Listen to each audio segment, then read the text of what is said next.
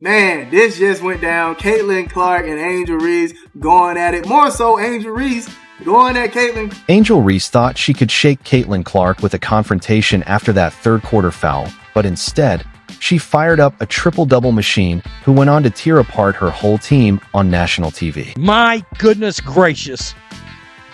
Destroyed this guy in front of a sold-out 17-plus thousand. Fouled Angel Reese. Angel Reese loses her mind, tries to fight Caitlin Clark. It's glorious. The season is back. It is on. A triple-double in the first game back. When the dust settled at Gainbridge Fieldhouse, the scoreboard showed 93-58 Fever on top. Reese had just taken a 35-point blowout, and Clark made WNBA history again in the season opener. That's what you call instant regret, and a plan completely backfiring. Oh, you think Reese had it coming? Drop your thoughts in the comments. Let's go. Too strong on the three. And look out, Caitlin Clark pushes Angel Reese. Angel Reese gets right up into Caitlin Clark. The moment that changed everything started with what seemed like a routine play in the third quarter. The Fever were already cruising with a double-digit lead and had all the momentum. Then, Angel Reese grabbed an offensive rebound near the rim, but only after clearly shoving Natasha Howard to get into position. If you guys didn't see, right before that play, Angel Reese had some contact with Natasha Howard. Caitlin Clark saw that contact. She turns to the refs and she's like gesturing to them. And this is all happening very, very quick, you guys. She turns to the refs, she's gesturing to them because she believed that Angel Reese fouled Natasha Howard. Now, from that, Angel Reese gets the ball. Caitlin Clark realizes she is about to go up for what seems like a wide open layup. Caitlin Clark runs over and fouls her hard, and Angel Reese falls to the ground. Caitlin Clark, spotting an easy bucket about to happen, made a quick decision to stop Reese from scoring. She reached in and made contact with Reese's shoulders and upper body, sending her to the floor.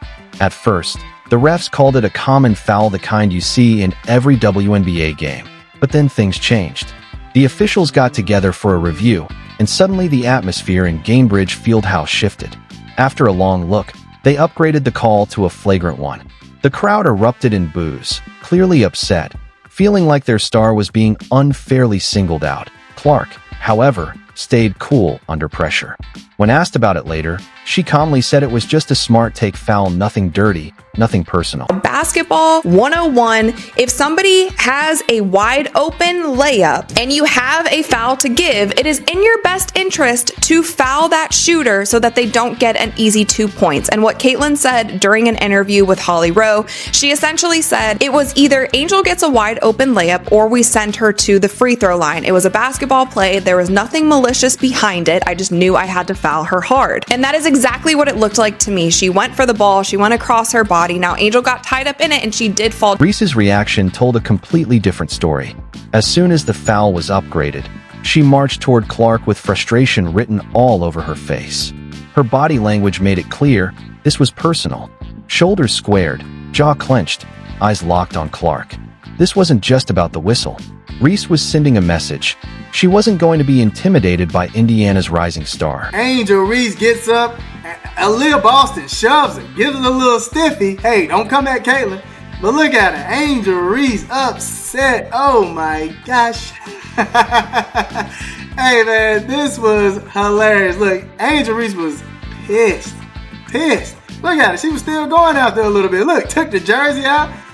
What's going on? Crew Chief Roy Gulbian later defended the flagrant call in the pool report, explaining that it wasn't a legitimate basketball play and involved unnecessary contact. But what happened next said even more about what kind of team the Fever have become. Aaliyah Boston immediately stepped in between Clark and Reese, physically putting herself between the two to protect her teammate.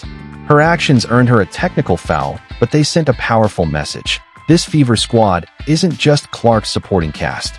They're a united front, ready to stand their ground and back each other up when it matters most. I thought Angel Reese and Caitlin Clark were cool. But I don't know, man. The way Angel got up, she was like, Look at that. Ooh. I mean, she was getting after it, fam. Oh my goodness.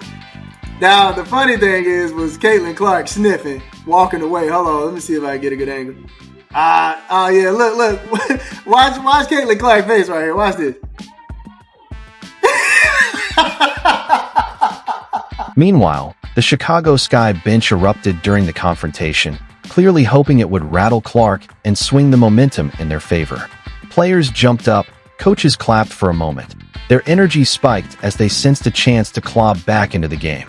But what happened next revealed everything about the two stars. Clark stayed composed, refusing to get drawn into the drama. Reese, on the other hand, looked set on making both a physical and psychological statement. One player had her eyes on the scoreboard.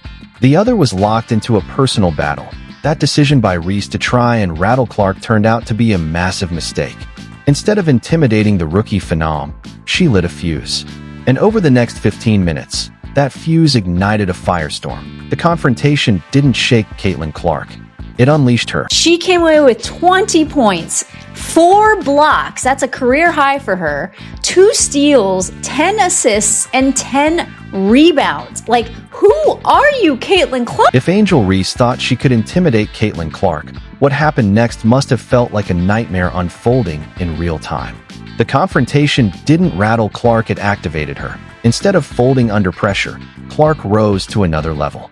On the very next possession after the flagrant foul, she calmly brought the ball up the court, called for a screen, and buried a three-pointer that sent Gainbridge Fieldhouse into a frenzy. The message couldn't have been clearer. I'm not backing down. Hey, look.